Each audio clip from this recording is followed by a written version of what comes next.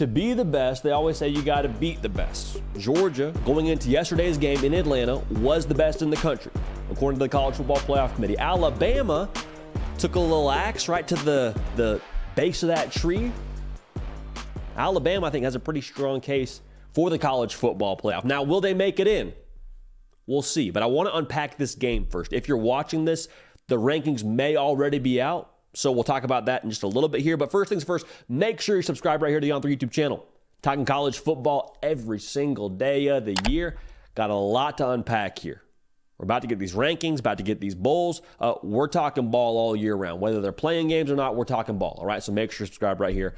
Bama fans, we appreciate y'all rolling with us. All right, so Bama got it done yesterday. We saw it live in living color. We were in the Mercedes-Benz Stadium to watch it all go down. Bama 27, Georgia 24. And the score, I think, a little bit deceptive, because it felt like to me Alabama controlled the majority of that game. Outside of the first drive, where Georgia landed a punch, Alabama kind of steadied themselves and then proceeded to throw punches right back at Georgia.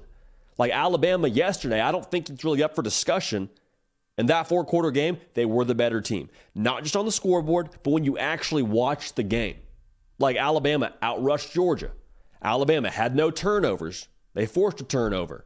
They had a tremendous game plan in place. They said, Jalen Milroe, we're going to go as you go. You are the best player on the field. We're going to let you impact the game to the nth degree. And also Alabama offensively, this was crucial.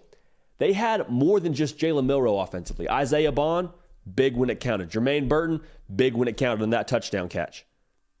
Like they had some weapons here across the board for Alabama to where, yes, Jalen Milroe was still the lead actor. But his supporting cast yesterday, I thought, stepped up in a big way and was a big reason why they won that football game, because Georgia couldn't just key on Jalen Milroe.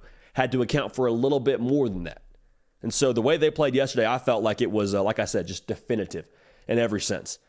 Now, when we talk about the playoff or no playoff, like we'll get there. We talk about the playoff, talk about, sports teams as a whole for us, just America as a whole. We embrace underdogs, right? Well, Alabama, historically, hasn't really played the underdog role all that often. I think this Alabama team, just for what it's worth, very different than previous teams. And the way they're different, I think just honestly, it makes them much more likable. Like how often have we talked about Alabama being that team that walks into Atlanta and they're not favored and they're doubted and they got Lank going on, let all the naysayers know. How long has it been since Alabama really had naysayers? They had a quarterback who didn't play the second game of the season, whether you want to say that he was benched or Nick Saban saying we wanted to see what other quarterbacks had after that week 2 loss to Texas. And now for him to be playing the way that he's playing, to respond to adversity the way that he's responded after everyone else wrote him off, like, that's likable. That makes me like Alabama. I mean, you talk about them not being dominant, the way that we've seen them be throughout the course of the season. They haven't been that team that you just kind of sigh every single time you see their box score because you're saying, okay, Alabama, we get it. They're rolling. Nick Saban, we get it. He's the GOAT. Like, it hasn't been that kind of script for them. A lot of people, myself included, did not pick Alabama to win that football game yesterday.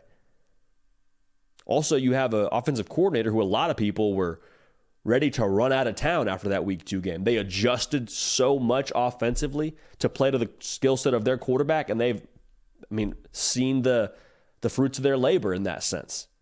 The defense, much more confident, playing much better on the back end than they did in that first couple weeks of the season, especially that second game of the season where they were kind of all out of sorts. They look confident. They look poised. They look very much so in control out there on both sides of the football. Like, as a whole, man, I keep going back to this. Alabama is continuing to progress every single week. And I think we saw the crescendo yesterday in Atlanta. And people question, too, does Nick Saban still have it? Does he have the fastball? Has the game passed him by? Looked like it to me yesterday. Because Kirby Smart, I think, has a very real case, given his 2 national titles the last 2 years, to be the best coach in college football. And then for Nick Saban to go out there with a quarterback that a lot of people wrote off, with a defense that had problems early in the year, with new coordinators, to win the SEC, I think it's a likable team. And I think it's a team that, quite frankly, a lot more people are starting to maybe very, very quietly appreciate more than they have in the past. So here's the thing now. The very scary thing happens is if Alabama gets into the college football playoff.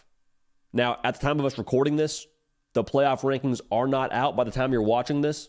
They may already be out, so either they're in or they're out. If they're out, it's a moot point. If they're in, though, Alabama is terrifying, I think, for a number of reasons.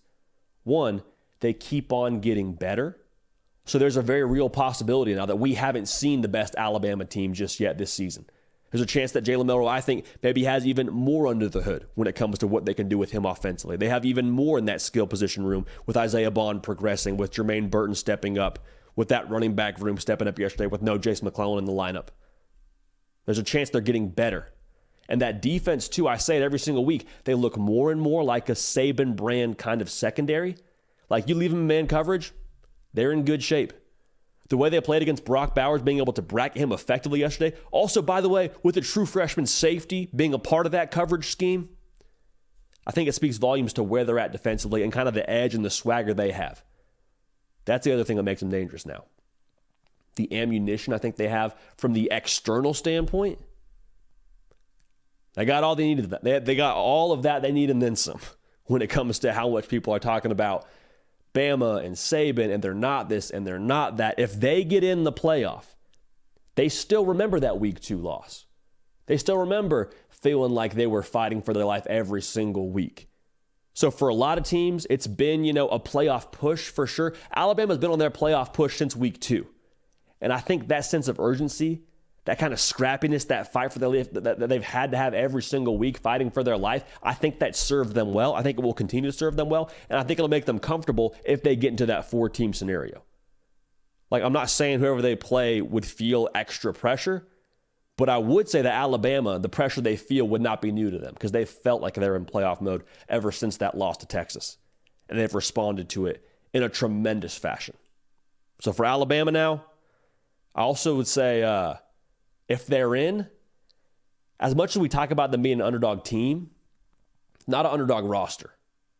It's not a team that's, overachieving based on the talent they have. It's actually a 5-star roster made up of guys that signed out of high school to Alabama in either a number 1 or number 2 ranked class, not counting the portal guys, and have started to now, I think, come more and more into their own, with, I think, even more ahead of them and more potential ahead of them than they've realized at this point in the season. So Alabama, if they do make the playoff, it's scary. If they don't make the playoff, even so, man, you got to tip your hat to what Nick Saban did this season.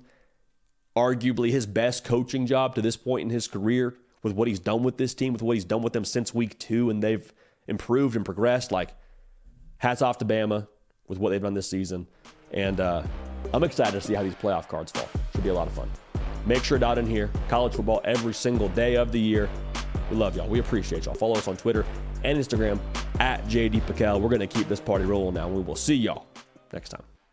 Hey y'all, thanks so much for watching. Subscribe to the channel here to make sure you don't miss an episode of The Hard Count. Also be sure to check out other videos on the On3 YouTube channel.